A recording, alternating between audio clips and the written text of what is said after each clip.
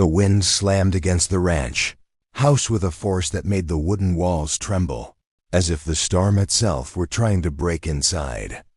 Calder Brooks tightened the latch of the shutter, snow blasting his face like blown shards of glass. It was Christmas Eve, but nothing felt holy in the whiteout swallowing red hawk. Basin, tonight looked like the kind of night a man could vanish in without leaving so much as a footprint. He had just set another log onto the fire when it happened. 3 rapid knocks, desperate, uneven. Not the wind, not an animal, a person. Calder froze. No one traveled in weather like this.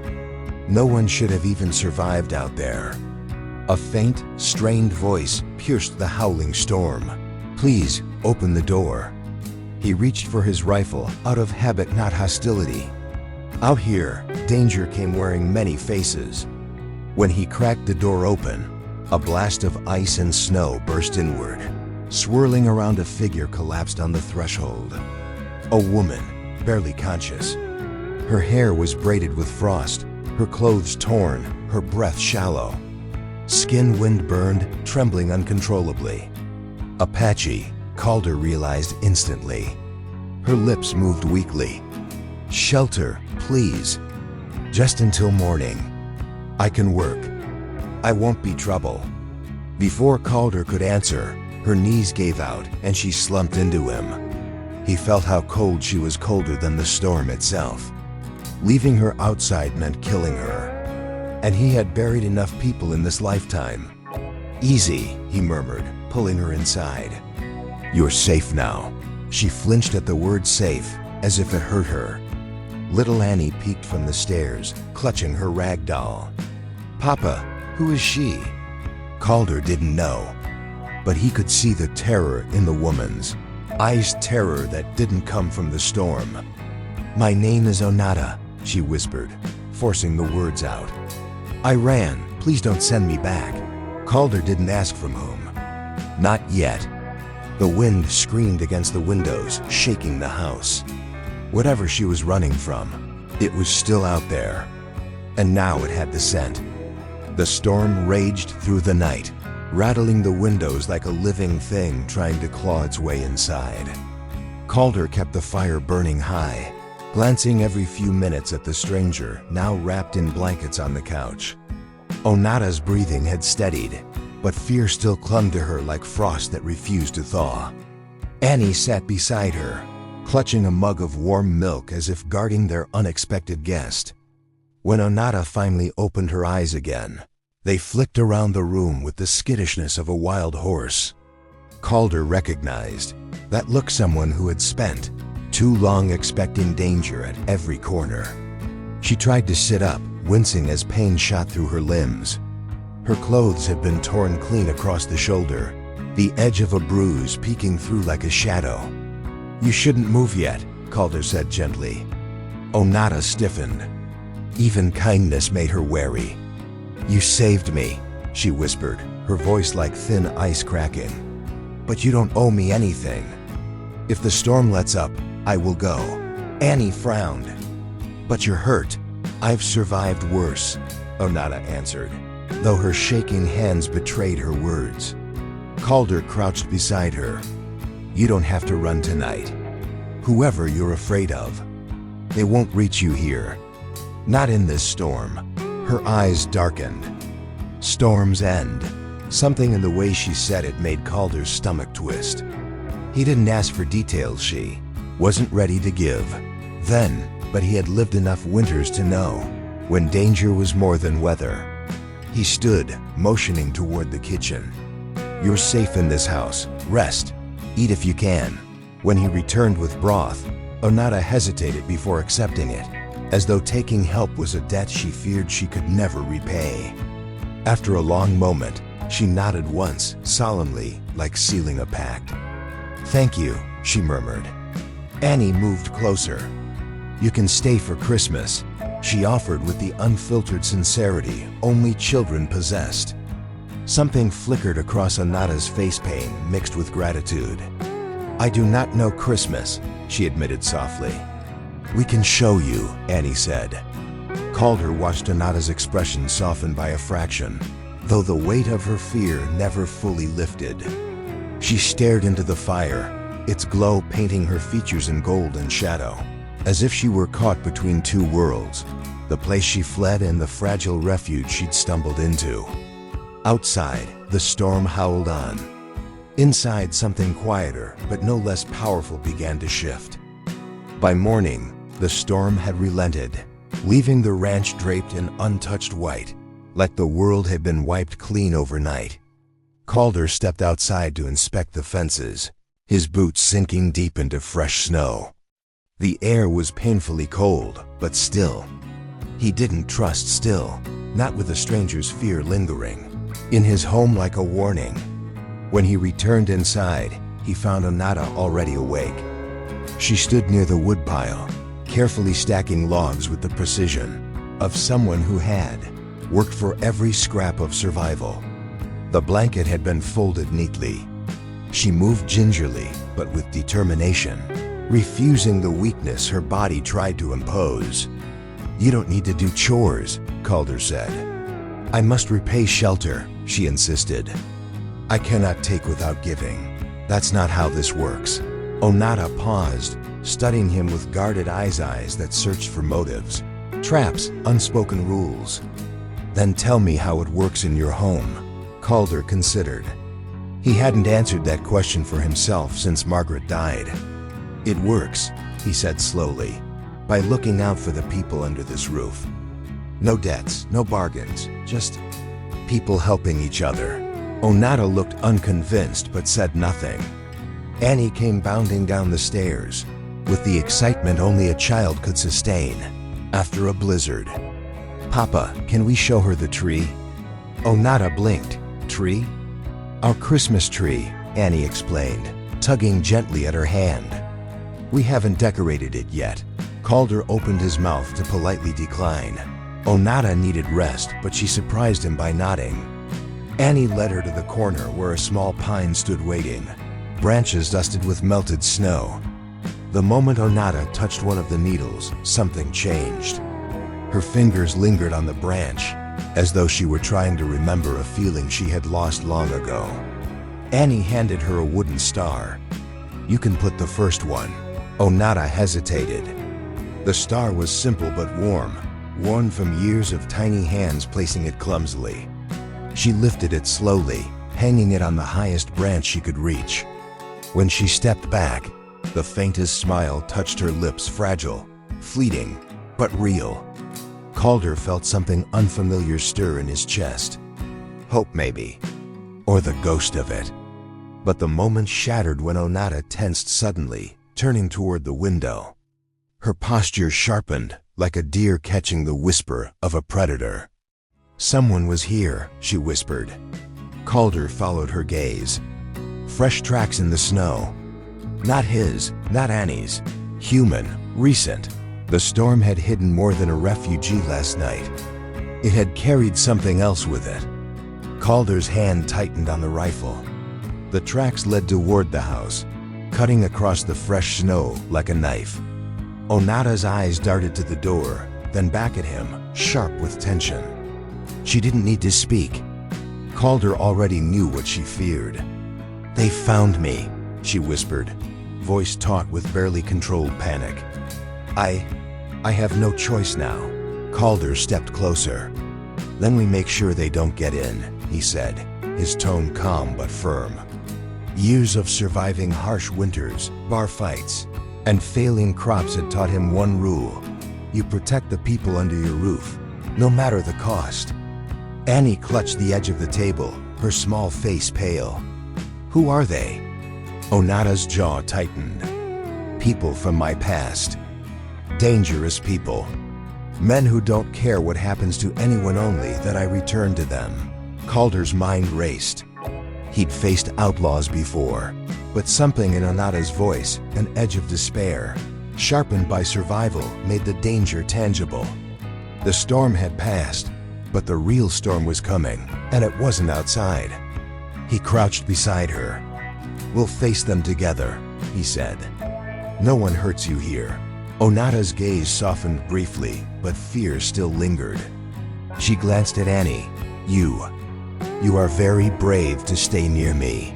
Annie shrugged, trying to look confident. "Papa says courage is just doing what's right, even if you're scared." Calder gave a small, almost grim smile. "She's right, and it's our turn to protect each other." The house creaked under the weight of the snow, and Calder moved silently to the windows. Through the frost, he could make out shadows moving among the trees, figures approaching with deliberate caution. He counted at least 2 men, both moving quickly, using the storm's remnants to their advantage. Onata drew herself up, suddenly fierce.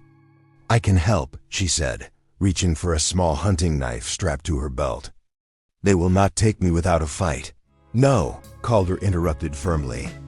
"You'll stay inside. I've faced men like this before. Let me." A sudden crash from the back door made them all start. Calder raised his rifle, Onata stepped back instinctively, and Annie froze. Snow exploded into the room as the door shuddered under a heavy blow. "Stay back!" Calder shouted, voice echoing through the cabin. The intruders were here. Onata's hands trembled, not with fear but anticipation. She had faced death before. But Calder's presence reminded her that she wasn't alone this time. The door rattled violently again.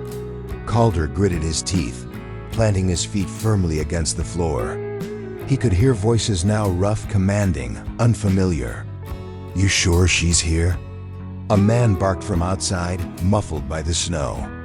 "She's in there," another replied. "Don't let anyone interfere."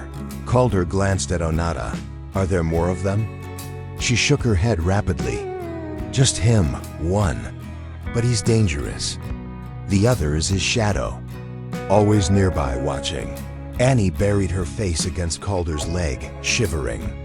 Calder knelt, looking her in the eye. "We stay calm. No one gets hurt if we don't panic. Can you do that?" Annie nodded, gripping his coat. Calder took a deep breath and stepped toward the door, rifle ready. The intruders pounded again. The cabin seemed smaller suddenly, the snow outside an endless white trap. "Open up, Onata," a voice shouted. "We know you're in there. Don't make this harder than it has to be." Calder's finger hovered near the trigger. "You'll leave her alone," he said, voice cold, unyielding. "Or I swear I will stop you here." A long pause. Then, footsteps retreating slightly, circling. Calder could feel their strategy forming. They were trying to intimidate, to get her to step out. Onata moved closer to him. They will not go quietly," she warned. "He will force me, or..." Her voice broke slightly, memories flashing behind her eyes, years of fear, abuse, running. Calder placed a hand on her shoulder. "Not here. Not now. We decide what happens in this house. Together." The intruders tried again, hammering the back door. Calder fired a warning shot into the snow outside. The sound cracked through the frozen air, startling Annie, outside. The men froze, calculating. Calder's resolve was visible even through the frosted windows. Onata's hands gripped the knife, her knuckles white. "I will fight," she said. Calder shook his head slightly. "And I will protect you. No more running." The cabin fell into tense silence, broken only by the wind whistling through the cracks. Outside, the intruders weighed their options. Inside, the small group, rancher, girl, and survivor, stood united, a fragile shield against the darkness that sought to pull Onata back into a life she had fled. In that moment, Calder realized something. The storm outside had been nothing compared to the storm they were about to face together. Morning sunlight struggled to pierce the heavy clouds, casting a pale glow over Red Hawk Basin. Calder moved quietly through the cabin, checking the windows and doors again. The storm from last night had left a deceptive calm, but he knew better trouble never stayed buried for long. Onata had stayed awake most of the night, her eyes scanning the horizon through frost-crusted windows. Calder noticed how she flinched at every movement outside, every distant sound. She was a survivor, trained to anticipate danger, yet she had never had the chance to trust anyone completely. "Papa," Annie's voice pulled him from his thoughts. She was holding a small bundle of decorations from last night's interrupted tree project. "Can we finish?" Calder looked at Onata. She nodded slowly, a tentative smile breaking through the tension on her face. It was a fragile warmth, but real. Annie beamed. "Then let's make this house brighter." They set to work, placing decorations carefully, deliberately. Calder handed Onata a delicate snowflake ornament. She held it between her fingers, examining the intricate carvings. Her lips curved slightly as she hung it on a low branch, steadying herself against the weight of her past. The sound of hooves on the snow outside interrupted them. Calder froze, moving silently toward the door. Two riders approached, bundled in winter coats, their horses kicking up clouds of powder. Calder recognized the figure immediately, Franklin Boyd. He dismounted with a casual authority, but his eyes betrayed impatience and calculation. Calder stepped onto the porch, rifle in hand, but Boyd didn't flinch. "Calder Brooks," Boyd called, voice carrying easily over the snow. "I'm not here to kill you. I'm here for her." Onata stiffened. "I told you. I am not going back." Boyd smirked, stepping closer. "You don't have a choice. You belong to us. You always have." Calder planted himself between them. "Not while she's under my roof. Not while she's safe here." Boyd's smile widened. "You think a cabin and a storm can protect her from what's coming?" Onata's hand tightened around the knife. Calder glanced at her, then back at Boyd. Every instinct in his body told him this confrontation was just beginning. Boyd's eyes scanned the cabin, noting Annie, the tree, and the fire. "Cute setup," he said, voice dripping with mockery. "But none of it changes reality. You can't hide her forever." Calder's jaw clenched. "We don't hide. We protect. And I won't let you take her." Boyd shrugged, stepping closer to the cabin door, making the snow crunch under his boots. "You're a fool if you think you can stop me." Onata's voice cut through, sharp and unwavering. "You underestimate me." Boyd laughed. "I don't underestimate you. I know exactly what you are, what you can do. That's why I'm here. And don't think this little man of yours will save you." Calder's finger itched near the trigger. He didn't flinch, didn't lower the rifle. "Step off my property, Boyd. 1 foot and you'll regret it." Annie, hiding behind Calder's legs, whispered, "Papa, what if they hurt her?" Calder knelt, brushing a strand of hair from her face. "We won't let them. Trust me." Boyd smirked again, taking a slow, deliberate step back. "You think this is the end?" "No, it's only the beginning. She'll come with me eventually." Onata's eyes blazed. "Not if I fight." Calder realized the depth of her resolve. Years of running, surviving, and resisting had forged a woman who would not submit quietly. Boyd's presence only sharpened that fire. "You'll leave at nightfall," Boyd said finally, turning toward his horse. "Think about it, Onata. The longer you resist, the harder it will be." As Boyd rode away, the tension in the cabin didn't ease. Calder lowered the rifle, but kept it close. Onata sat near the fire, silent for a long moment, staring into the flames. Annie crawled into her lap, sensing her sadness and fear. "You're safe here," Calder said softly. "For now, that's all that matters." Onata closed her eyes, letting the warmth of the fire seep into her frozen limbs.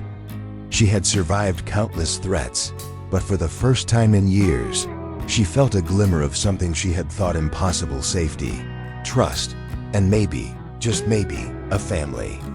Outside, the wind picked up again. Boyd's warning hung in the air like smoke. The storm outside might have passed, but the real battle, the one for freedom, trust, and a future was just beginning. The day passed slowly, each hour heavy with anticipation. Calder moved methodically through the cabin, checking locks, stacking firewood, and occasionally glancing at the window. Onata had been quiet since Boyd's departure, the tension in her shoulders never fully easing. Annie tried to keep spirits high, helping to hang ornaments on the half-finished tree and humming soft, shaky tunes she barely remembered from last year. At noon, Onata approached Calder quietly. "They will not give up easily," she said, her voice low but firm. "He is patient, cunning. He waits for fear to break me." Calder met her gaze. "Then we don't give him the satisfaction. You are not alone, Onata. Not tonight, not ever." Outside, the snow had melted slightly in the weak winter sun, but tracks left by Boyd's men were still visible, leading toward the cabin. Calder studied them carefully, noting the depth of the prints. They had circled, hidden, tested the boundaries.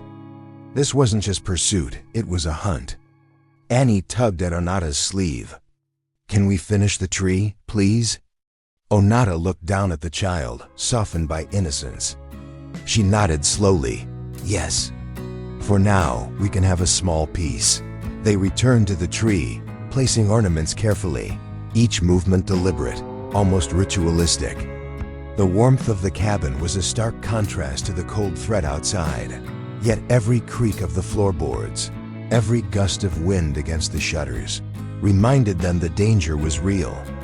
Hours passed, the shadows growing longer as night approached. Calder could sense Onata's restlessness. He placed a reassuring hand on her shoulder. "Soon," he said. "Nightfall is when we see clearly who we are." Outside, the wind shifted. Calder froze, listening. A faint sound of movement, too deliberate to be the wind. He signaled to Onata, and she immediately moved to the window, eyes scanning the dimming horizon. "They're circling," she said quietly. "Two men different from last night. They will try again, perhaps at the back or the barn. We must be ready." Calder nodded, feeling a familiar surge of adrenaline. This was not just survival anymore. This was a test of courage, trust, and the strength of the fragile bond forming inside the cabin. As twilight fell, Calder prepared the cabin for the confrontation he knew was coming. He placed furniture strategically, creating barriers and choke points. Firewood was stacked near windows for quick access. Annie stayed close to the fireplace, her small hands gripping Calder's coat as he moved silently. Onata paced near the front, a quiet determination in her eyes. "We cannot rely only on walls and guns," she said. "We must be smart. Predict their moves." Calder studied her. She had survived worse than storms, worse than hunger. He realized now that her strength wasn't just physical, it was instinct, honed over years of danger. They would need both, his experience, her intuition. Outside, the faint crunch of snow signaled the approach of figures. Calder tensed, moving to the door with rifle ready. Onata drew her knife, silent but lethal. Annie huddled in the corner, watching. A shadow moved near the barn. Calder signaled to Onata. She understood immediately, slipping quietly to a side window, ready to flank if needed. The first figure stepped onto the porch. A man unknown to Calder, but dangerous in the way only trained hunters could be. He froze when he saw the rifle, a flash of uncertainty crossing his face. "Step away from the door," Calder commanded. The man hesitated. Then, another emerged from the trees, moving with cautious precision. Calder's heart pounded. They had coordinated two attackers, one as bait, one as enforcer. This was no simple intrusion. Onata's breath was steady, but her eyes narrowed. "Now," she whispered. Calder understood immediately. She would strike if the man crossed the threshold. Suddenly, the first man lunged forward. Calder fired a warning shot, snow erupting around the intruder. The second man froze, calculating. Onata moved like a shadow, slipping past Calder and closing the distance with lethal precision. The cabin became a theater of tension. Every movement mattered. The warmth of the fire contrasted with the cold danger outside.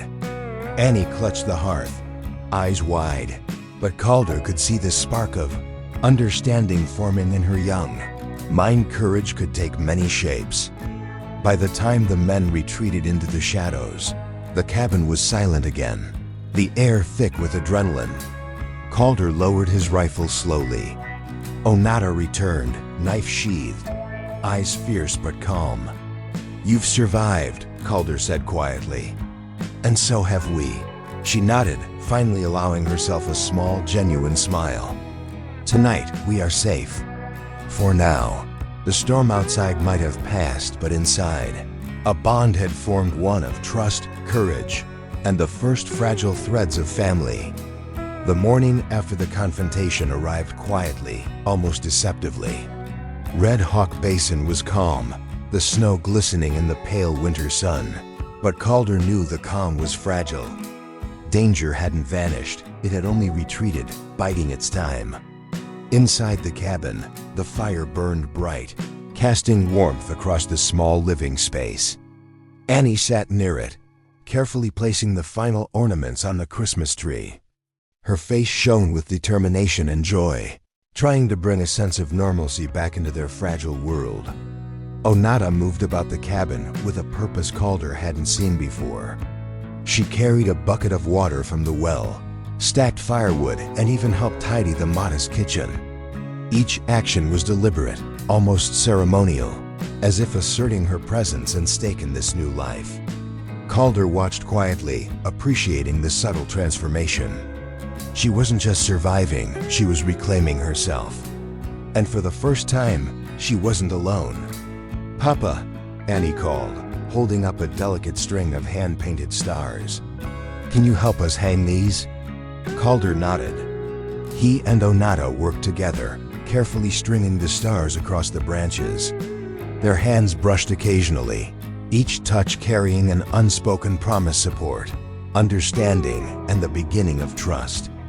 Onata paused to look at the tree, her eyes softening. "It is beautiful," she murmured.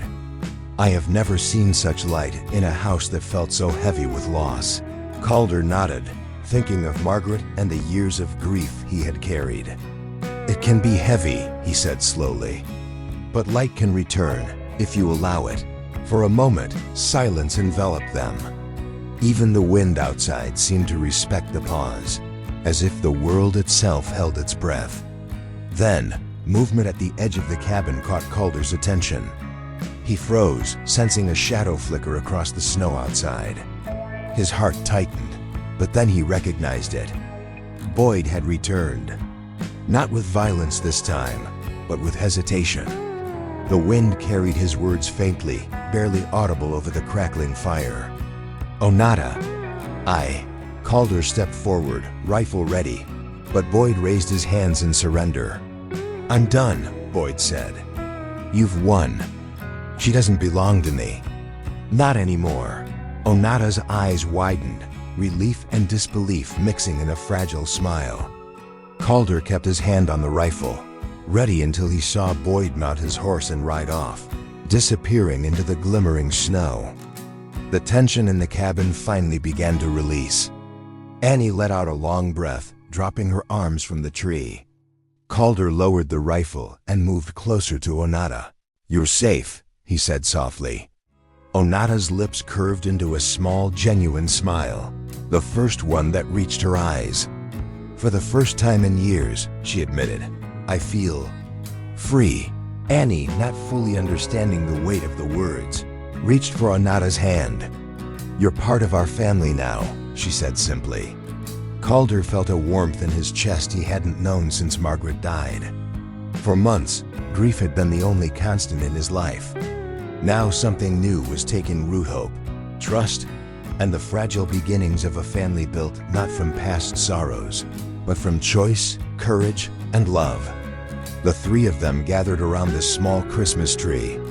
Calder handed Annie a final ornament, a carved wooden heart, and Onata placed it carefully at the center. The firelight danced across their faces, reflecting off the snow outside. painting the cabin in golden hues of resilience and rebirth. "You've changed everything," Calder said to Onata, his voice low but firm. "Not just the house, not just Annie. You've changed me." Onata's eyes softened, her gaze lingering on Calder. "And you've given me a home," she replied. "One I never expected, but now I cannot imagine leaving." Annie clapped her hands, breaking the quiet solemnity. "Merry Christmas!" she shouted, her voice echoing through the cabin. Calder smiled, looking at the two most important people in his life. "Merry Christmas," he said, letting the word carry weight, warmth, and promise. Outside, the snow continued to fall gently, covering the tracks left by last night's danger. The world was vast and harsh, but inside that small cabin, life had been reborn. Onata called her, and Annie, three souls scarred by loss, fear, and hardship sat together near the fire, their hearts lightening, their future unwritten but filled with possibility. For the first time, the storm outside didn't matter. They had found something stronger: safety, trust, and the beginnings of family. The night settled around Red Hawk Basin, silent, peaceful, and full of the quiet magic of hope finally realized. A new chapter had begun.